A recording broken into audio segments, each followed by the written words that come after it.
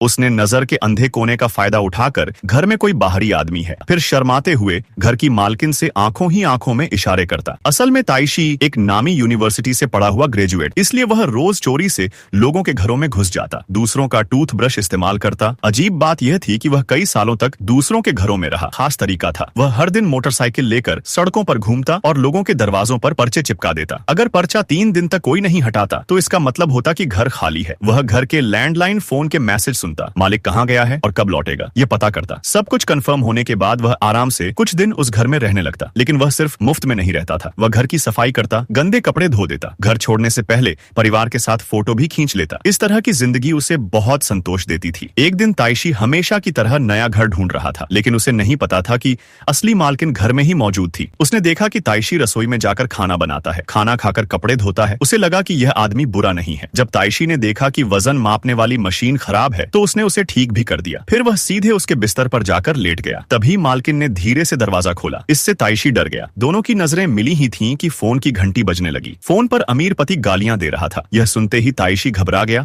और सामान समेटकर भागने लगा। तभी महिला जोर जोर से रोने लगी। उसके चेहरे पर चोटों के निशान देखकर ताइशी समझ गया कि उसका पति उसे मारता है और मोटरसाइकिल लेकर चला गया। फिर भी महिला की बेबस आंखें उसके दिमाग से नहीं निकली। वह वापस लौट आया और देखा कि पति महिला को खींचते हुए मार रहा है, देरी से फोन उठाने पर उसे पीट रहा है। यह देखकर ताइशी से रहा नहीं गया। उसने बाहर शोर मचाया। पति बाहर आया और ताइशी ने गोल्फ स्टिक से उसे पीटना शुरू कर दिया, बल्कि मोटरसाइकिल को जोर से रेस दी। आवाज सुनकर महिला बाहर आई और मोटरसाइकिल पर बैठ गई। इस तरह वह भी ताइशी के साथ रहने लगी। दोनों मिलकर फिर से पर्चे चिपकाने लगे। एक दिन वे नए घर में घुसे। तस्वीरों से पता चला कि मालिक बॉक्सर है, लेकिन उन्होंने ध्यान नहीं दिया। फोटो खिंचवाई, टीवी देखा, शराब पी और बिस्तर पर सो गए। लेकिन बॉक्सर पति जल्दी लौट आया। अजनबियों को देखकर उसने ताइशी को बुरी तरह पीटा, क्योंकि कोई सामान चोरी नहीं हुआ था। पत्नी ने उसे रोक लिया। दोनों बेघर हो गए। अगले दिन फिर खाली घर ढूंढने लगे। एक घर में घुसते ही डर गए। अंदर एक बुजुर्ग की लाश पड़ी थी। उन्होंने लैंडलाइन से बेटे को फोन किया, लेकिन संपर्क नहीं हुआ। मजबूरी में उन्होंने बुजुर्ग को दफना दिया, घर साफ किया और वहीं रहने लगे। एक दिन दरवाजे पर जोर से दस्तक हुई। बेटा लौट आया, लाश गायब और घर में अजनबी देखकर उसने पुलिस बुला ली। पुलिस ने कैमरा देखा तो पता चला दोनों आदतन अवैध घुसपैठिए हैं। हत्या का शक हुआ, लेकिन जांच में पता चला बुजुर्ग की मौत कैंसर से हुई थी। औरत पहले से लापता घोषित थी। उसका पति आ गया और ताइशी पर अपहरण का आरोप लगाया और उसे ले गया। ताइशी को जेल भेज दिया गया। जेल में वह उसी औरत को याद करता रहा। फिर उससे मिलने के लिए उसने जेल में अदृश्य होने की कला सीखनी शुरू की। वह कोने में छिपता, क्योंकि इंसान का देखने का दायरा 180 डिग्री होता है। लेकिन फिर भी पकड़ा गया। मार खाई लेकिन मुस्कुराया। फिर उसने चढ़ाई का अभ्यास किया। अगली बार पहरेदार आया तो वह फिर छुपा। पहरेदार गुस्से में अंदर घुसा और उसे ढूंढने लगा। अगर वीडियो का पार्ट 2 चाहिए तो लाइक एंड सब्सक्राइब जरूर करें।